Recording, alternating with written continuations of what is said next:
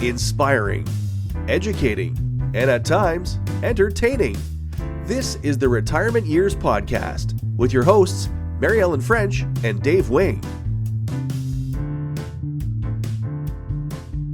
Hi there, I'm Mary Ellen French. And I'm Dave Wing. And today we're going to talk further about a topic we started exploring in episode 1, the stages of retirement, where we talked about what we thought the stages of retirement might be, at least in our heads. In the last episode, I shared part of an interview with Nancy, a globally recognized music educator who continues to share her knowledge of music in her retirement. I first heard the term stages of retirement during a conversation I had with her in the late winter of 2022. And my curiosity about that term led me to do some exploring to see if there was any, actual research about the stages of retirement.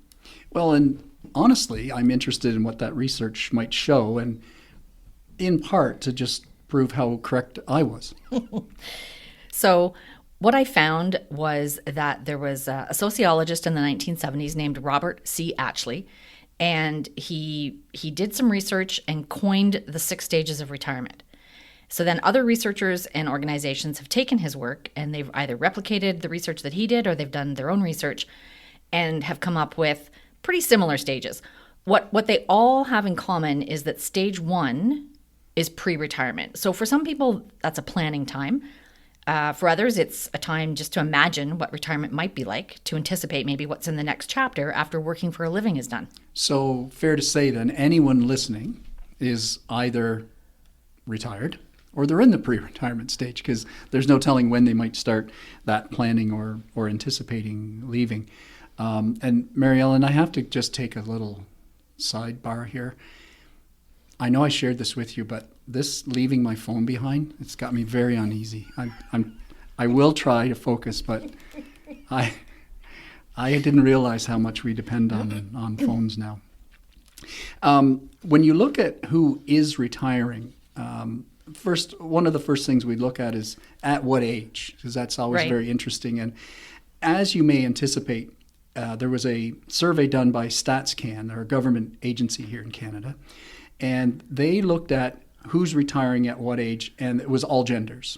So it compared 2017 to 2021, and in 2017, the average age was 63.6, and in 2021, 64.4. So not a lot, but if you talk to somebody and say, instead of retiring now, you have to wait another year, right, it would put that in perspective. And then they broke it down into public sector, private, and self-employed, and all of those sectors are retiring a little later, public sector being the earliest, which you would maybe intuitively think that because many public sectors have some sort of pension built into right. their job, and whether it's a defined contribution or defined benefit.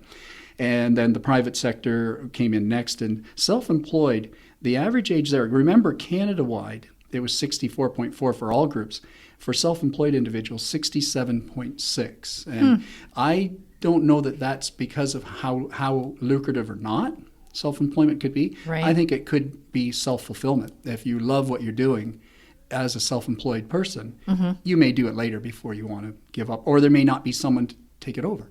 Right. So. Right. And also, while the trends, as you would think, are going up for retirement age, for a little while in the U.S., it actually dropped during COVID. 28.6 million people in the U.S. said they were now out of the workforce due to retirement as of the third quarter of 2020, so fairly recent information. And that was 3.2 million more than those who said they were retired during the same period in 2019. And 3.2 million in the larger scheme of the population of the U.S. isn't a huge number, but it certainly is eye-opening that that many more said, I'm out of here. And credit to the Pew Research, an American think tank, for that information.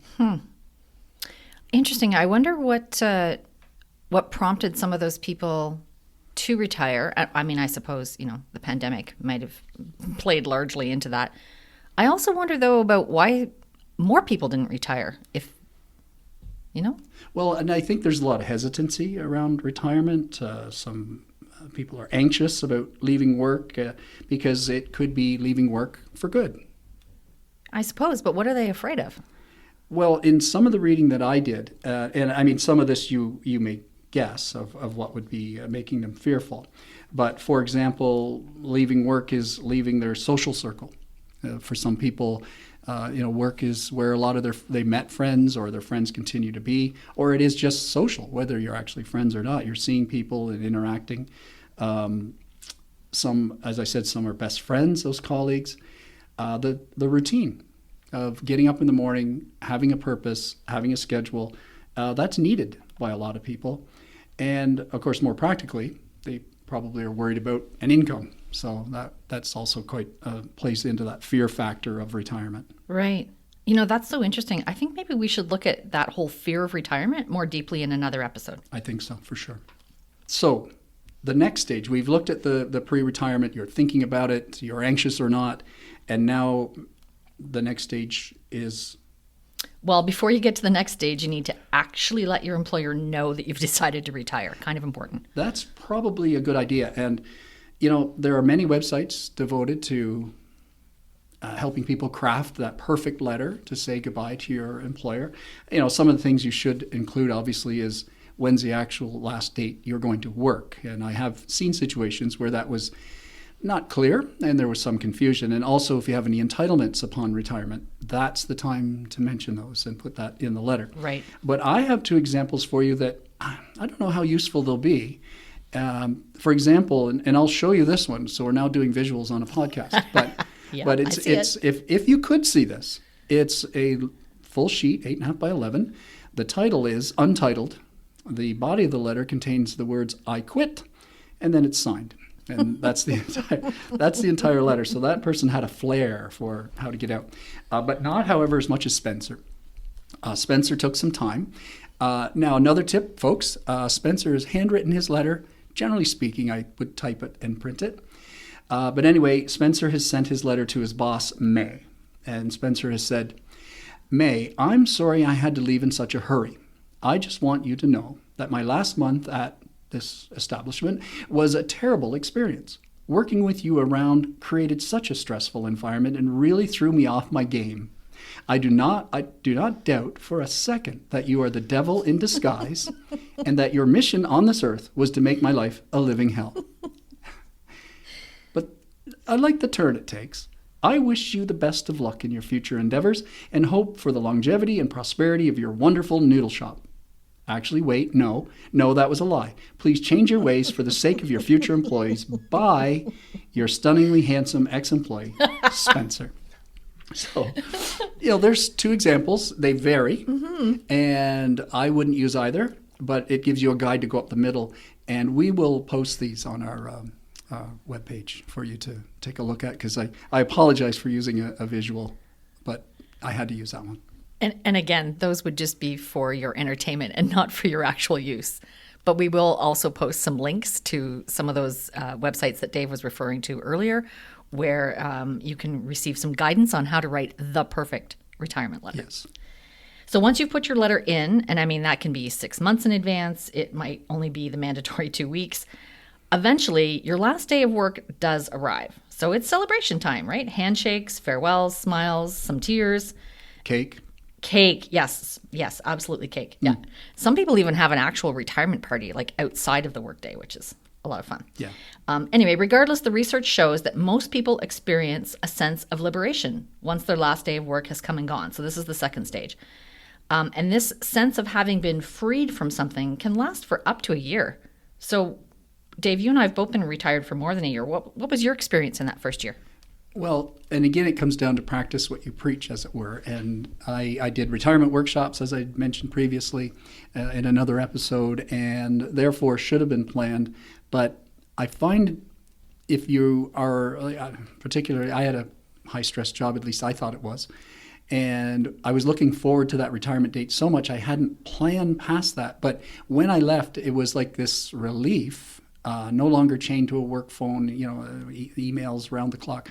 So I hadn't really planned to do much, but I loved the freedom. I was enjoying it. I did what I wanted. I could read a book. I could lounge around, and that's great. And I think it's probably a necessary part of the process. But it isn't fulfilling eventually. Right. I found that, Right. Yeah. I needed more than that. But yeah, for sure, when I first entered, it was such relief, and I thought this is easy street now for forever. I thought need nothing to occupy my mind. Yeah. Well, so my first year was similar in some regards. It was nice to have the time to read whenever I wanted. Not waking up to an alarm clock, I think, was probably the biggest sense of freedom for me. Yeah. But yeah, the whole purpose thing, like that, this didn't last long for me, this sense of freedom, before the sense of purpose or a need for a purpose took over for me. When we were doing our research, I came across a quote, and I think as we go through these stages, I see where relationships are very much like retirement. So you kind of have a relationship with your retirement. And I found a quote about marriage, relating it to retirement. Oh. Yeah. Just as married couples or life partners eventually learn how to live together, retirees begin to familiarize themselves with the landscape of their new circumstances and navigate their lives accordingly. And yes, we've all, if you have been in a long-term relationship, you know that's true. And that was in an article called Journey Through the 6 Steps of Retirement by Mark P. Cousin. Well, and that makes sense, because often the third stage of retirement is called the honeymoon phase, right? Where you experience that sense of relief. You're able to relax. If you're lucky and there's not a pandemic, you're able to travel.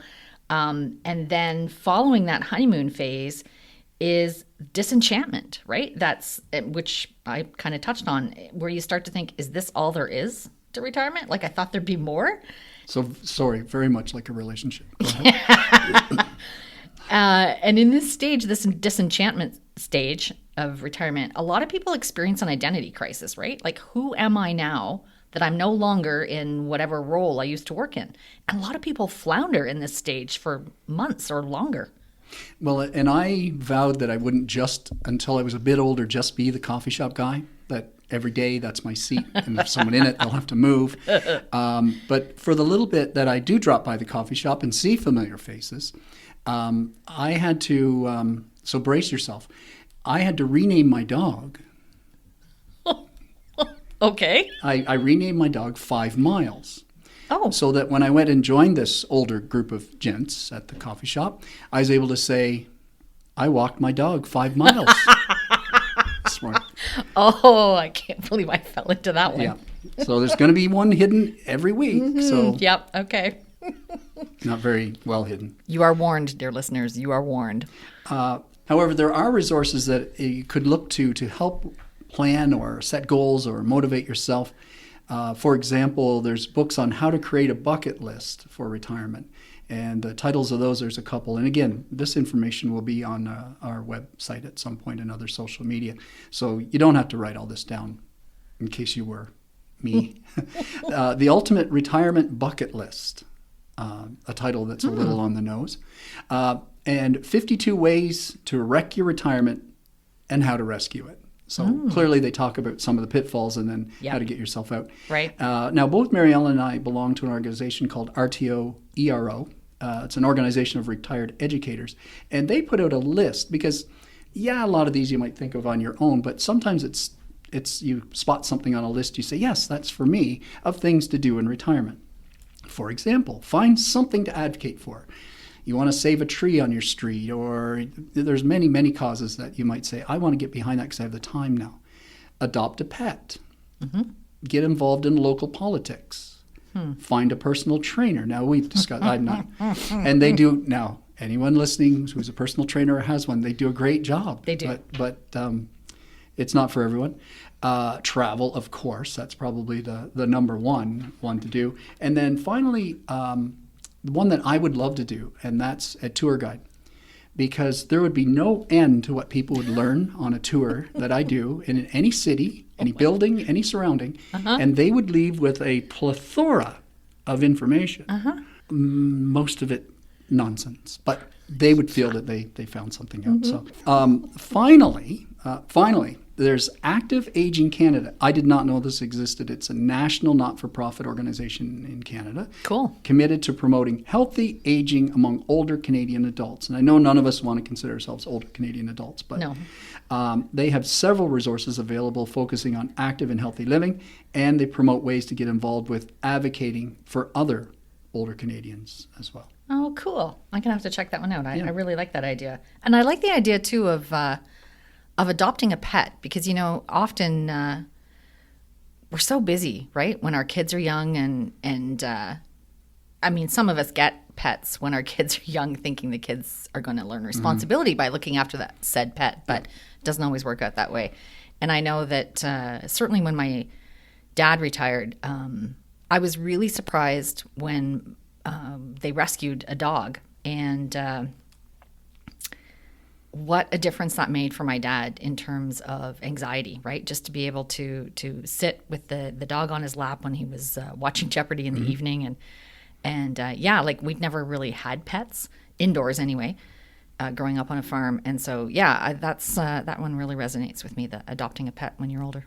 We rescued. It sounds dramatic, like I crawled through enemy fire and grabbed the dog. But we got a dog from St. Lucia. Potcakes, they're called, and they're called potcakes because the restaurants in the Caribbean where these dogs are would set their pots out, and the dogs would get some nourishment licking the pots clean. Right. Think about that. No, but that's what I've heard. Okay. But anyway, she is adorable, little. She's an individual. But at first, when this dog came into our home, wasn't even going to go upstairs, and certainly not on furniture. And I think any listener with a dog goes, I know where this is going. But the obvious thing you could do too to maybe brighten your day, pick up some tips, or be motivated would be, personally, I would listen to the Retirement Years podcast. Available weekly to upload, and I would subscribe as well while you're there. But seriously, though, that's why we're doing this. It helps us through a personal growth, but also if it helps someone say, you know what, I'm going to give that a try, or something like that. But then I think our job here would be done. That'd be great. Yeah, no, I agree totally. And we're going to spend a lot more time on upcoming episodes on that reorientation stage. And we'll explore, some of the suggestions that Dave found, and we'll talk to lots of people who are doing really, really cool things, really inspiring things in their reorientation stage. So the final stage after reorientation is reconciliation, and that's actually the stage that lasts the longest in retirement. So you've built your new identity as a retiree, you've established new routines, and you're moving on with your life in a stable, orderly fashion, which I'm clearly not in yet, as I constantly seem to be fighting the idea of routine. Well, it's funny because part of why I loved getting out of the job I was into, because it depended, the quality of your work depended on having a routine that was reliable, because you were helping people, working with people who counted on you. Right. And so shedding that was wonderful. Yeah. And oddly enough, in order to feel somewhat more fulfilled and purposeful, I've moved routine back into my retirement. And my phone, if it was here, and I don't know, dear listener, if you remember, I don't have it today. And it's killing me. I don't know what's going on out there right now. But in my schedule, I literally put when the washing machine needs to be cleaned out, when I'm going to clean bathrooms, and the list goes on. And I love it. Yeah, and I can attest to this because when we're planning on when we're going to get together to record, Dave will check his calendar on his phone and he'll say, okay, well, the only thing I have on today is washing the sheets from all the bedding and cleaning the main bathroom. And, oh, nope, this is the monthly clean out of the fridge. So I don't know, Marielle, I think we'll have to postpone till the afternoon. Yeah, because that day's full. Craziness. Just when you say it, I get anxious. Yeah, I bet. Anyway, I think we should leave this discussion of routine for another episode. Because I know that you could go on and on about it, and we're probably not going to agree on that. But could you tell me when so I could... I haven't got that far yet in my planning. So as you alluded to, we will talk further about fear of retirement. We'll do that. Let's do that in episode 3, because I think it is, if you're listening to us and you haven't retired yet, you may be feeling that. And Everyone's experience is different, but I think that would be a great topic that we can explore much further next week. Yep, I like that. All right, so until next time, I'm Mary Ellen. And I'm Dave. And don't forget, send us your questions, retirement topic suggestions, whatever. You can do that through Twitter. You'll find us at Retirement Years. Or by email, the Retirement Years Podcast, all one word, @gmail.com. Thanks for listening. Stay healthy. You have been listening to the Retirement Years Podcast. Original music by Theodora Draper. For additional content, visit our website or follow us on Twitter and Facebook. Our email address is theretirementyearspodcast@gmail.com.